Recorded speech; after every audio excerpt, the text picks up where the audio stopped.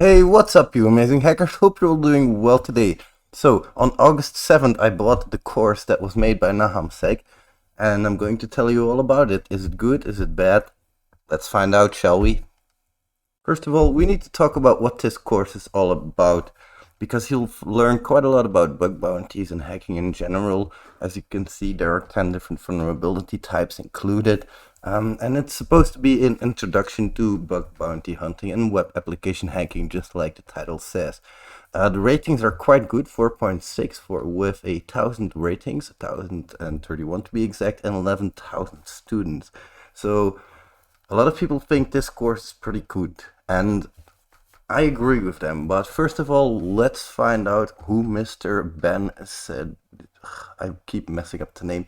Ben said Digipur. Sorry if I messed up your name, my friend. I am really bad at names. So let's first find out who he really is, shall we?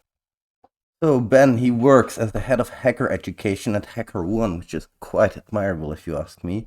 He's an amazing bug bounty hunter with quite a track record. He does conferences and he hacks Apple, Lyft, and Airbnb. So that's quite the track record if you ask me. That's quite the credibility. The structure of this course is every section is going to be three parts divided. It's going to be, first of all, what the issue is. Then he's going to focus on how to find it, and there are some more practical hands-on labs per section. So that's pretty much what this course is all about. I think we should get right into it, shall we? Now, what I always look for in a course is, first of all, does it have disqualifiers? Because in this case, it clearly does. You need a basic understanding of web technology, Linux basics, and reliable internet connection. And I've done this course, it's true. You really do need some basic understanding of this stuff.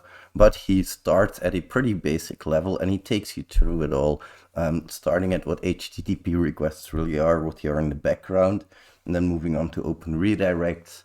But we'll get more into the structure of the course specifically later. It has disqualifiers, which is always good for me. And if you look at the content, it's 5 hours of on-demand video, which is pretty good if you ask me. But there's some things in there which I really appreciate. And they are things that I've put in my course as well, or at least try to. But those things, they're like fluff, I call them. I'm talking about things like how to pick a target, how to write a good report, those kind of things. So he does have quite a lot of that in them. There are quite a lot of next steps in them. And as you can see, the credibility of this instructor is amazing. I mean, if he's not going to be the one who can tell us how to do bug bounty hunting, I don't know who's going to tell us, because he has experience both on the attacking end of it and on the he works for HackerOne as well, which is something really, really admirable. The credibility of this instructor, there's no doubt, it's pretty freaking good. So besides all of that, there's some really good hands-on labs which I really appreciate. If we go and look at the open redirect, for example, there's a video playing the open redirect specifically, but there's also a lab linked to it. As you can see, Mr. Nahamsek is going through the lab. On the XSS labs, it's a lot clearer now. I'm not sure specifically for the open redirect lab. I am not a good person to judge open redirect, so I'm not going to. His explanation of it is pretty spot on if you ask me. So that's pretty important for me. Now, the solid technical background is really good for every single section, but I have to remark this, and it's only because I'm the thexssrat, and I really don't want you to judge the quality of the course by this, because the course is freaking amazing. But cross-site scripting is not only a JavaScript vulnerability, and it's a mistake a lot of people make, and it's okay. It's a mistake that's easy to make, and the other instances of cross-site scripting aren't that relevant anymore, like Flash, for example. That's not going to be more relevant for much longer, if it's relevant at all, even still, because it's been phased out quite a while ago. So if your target is using Flash, that's a vulnerability in and of itself.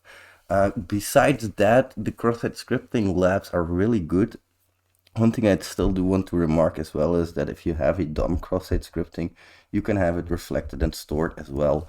That's like you have your stored cross-site scripting, which is the reflected and the stored that's being talked about in this course. And then you have your DOM cross-site scripting, but that can also be reflected and stored. So besides that, it's freaking amazing. It's really good. I might have put some more attention on the different contexts myself, but it's not required for me at least because most people will not be bothering with that kind of stuff. Anyway, usually they'll just try and find the easy surface level cross-site scripting vulnerabilities. Like you say, just try and do some HTML injection, and if that's possible, keep going on. So definitely really good that the hands-on labs are in there as well. He includes resources on quite a lot of these things as well. So if you're in need of any of that, it's possible. CSRef, same thing. iDoors, really, really solid explanation. I loved this one specifically. Local file disclosure, that's something, as you can see, it's a little bit longer because there's a lot of things to say about it, and he does it quite well. Again, the technical background, I have nothing to remark on that. There's also SQL injection, SSRef, XXE, RCE, and then testing file uploaders, which is also a pretty interesting one. It's like a separate one, in my opinion, so it's really good that he put this on a separate section, because there's so many things that you can do with unrestricted file uploads. Like you see here, cross-site scripting, RCE, there's quite a lot of things in the labs for you to try as well. As for the recon parts, that's one that I can't comment on at all. I don't do much recon. I can see Google Dorking in here, which is one I really appreciate. If I do recon, I do manual recon, which is mostly Google Dorking.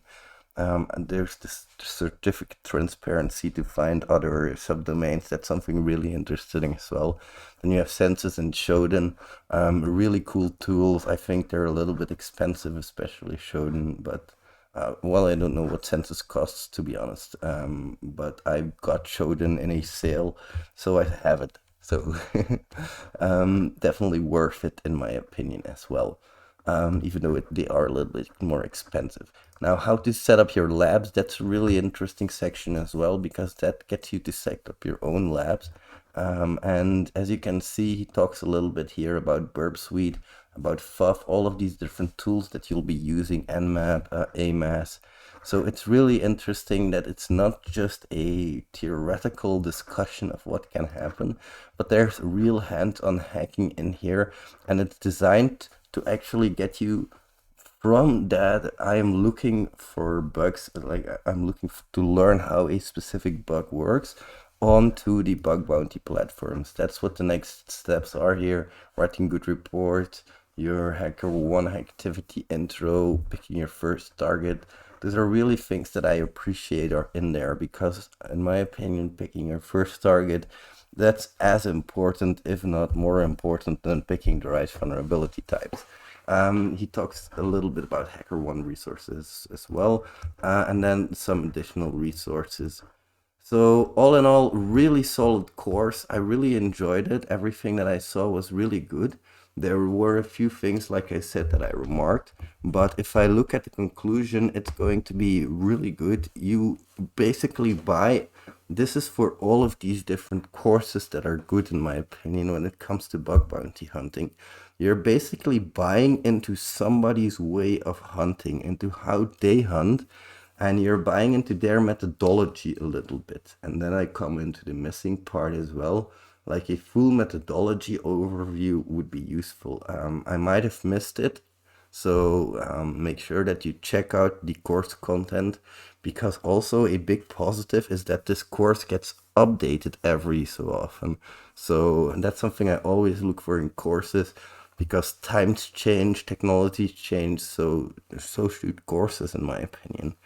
It's amazing all around for everybody who wants to get into hacking or bug bounty. But the thing is, and this is with every course as well, you learn something and you're going to have to apply it. It's really vital that you're going to learn to apply it by practicing and practicing and practicing and repeating the same thing over and over again. I don't know if you've heard this, but there's a saying that I fear the man who's practiced one kick 10,000 times more than the man who practiced 10,000 kicks once. And that's true. The same goes for hacking. I fear the hacker who is constantly researching CSRF more when it comes to my CSRF protection than somebody who has a broad knowledge of all of these different vulnerability types. So you really are going to have to apply what you've learned. But all in all, it's a very solid course with extremely good technical knowledge. Thank you very much for watching. I hope you enjoyed. Leave me a comment about what you think, and I will see you in the next one. Bye, amazing hackers. Oh, before I forget, link will be